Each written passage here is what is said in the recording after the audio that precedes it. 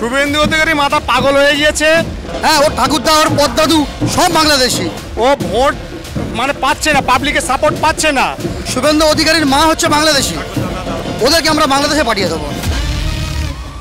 একেবারেই আপনাদেরকে তো বলছে ভারত থেকে তাড়িয়ে দেওয়া হবে, বাংলাদেশ চলে যাবেন, পাকিস্তানে পা দেবেন।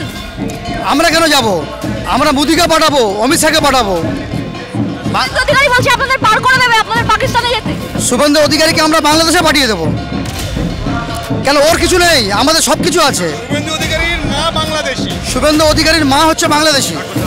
হ্যাঁ, ওর ঠাকুরদা ওর পদ্মাদু সব বাংলাদেশি, ওদেরকে আমরা বাংলাদেশে পাঠিয়ে দেবো। শুভেন্দু অধিকারী বলছে আপনারা রোহিঙ্গা, আপনাদের দেশ থেকে তাড়িয়ে দেওয়া হবে, মুসলিম হাটাও দেশ বাঁচাও, রোহিঙ্গা হাটাও দেশ বাঁচাও।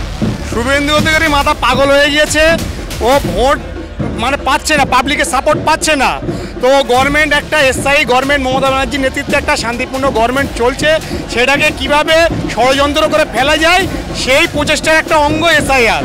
তো আমরা বাংলার মানুষ এত বোকা নয়, সবাই জানে এসআইআর কী হিসেবে ব্যবহার হচ্ছে। নির্বাচন কমিশন দলদাসে পরিণত হয়েছে, আমরা এসআইআর প্রত্যাখ্যান করছি। বাঙালি তো আপনারা বাঙালি, তো তাহলে কিসের জন্য ভয় পাচ্ছেন? কিসের জন্য এসআইআর এর মিছিলে হাঁটতে হচ্ছে আপনাদের? না, এসআইআর নিয়ে আমরা কেউ ভয় করছি না, সমস্যা নিয়ে আমরা ভয় করছি। যেটা 2002 সালের লিস্ট নির্বাচন কমিশনের ওয়েবসাইটে ছেড়েছে, তাতে 1995 সালের ভোটার আইডি কার্ড রয়েছে অনেকে, কিন্তু লিস্টে নাম নেই। এটা কিভাবে বাদ যাচ্ছে লিস্টগুলো? তাহলে এই নামগুলো কে বাদ করলো? ভুয়ো ভোটার কার্ড তৈরি করেছেন? ভুয়ো ভোটার কার্ড বলতে কিছুই নেই, নির্বাচন কমিশন তো বলছে ভুয়ো ভোটার কার্ড ছিল, আধার কার্ড ছিল, ভুয়ো আধার কার্ড, ভুয়ো ভোটার কার্ড। বিরোধীদের চক্রান্ত আমরা মানছি না, তো বিরোধীরা এটা বলবেই, সেটা তো নির্বাচন কমিশনের দায়িত্ব ভুয়ো ভোটার কার্ড বাতিল করার। সেটা প্রতি 5 বছর অন্তর অন্তর এমনিতেই 4-5 লাখ করে ভুয়ো ভোটার বা ডেড ভোটার এমনি বাদ যায়, এটা নতুন কিছু নয়।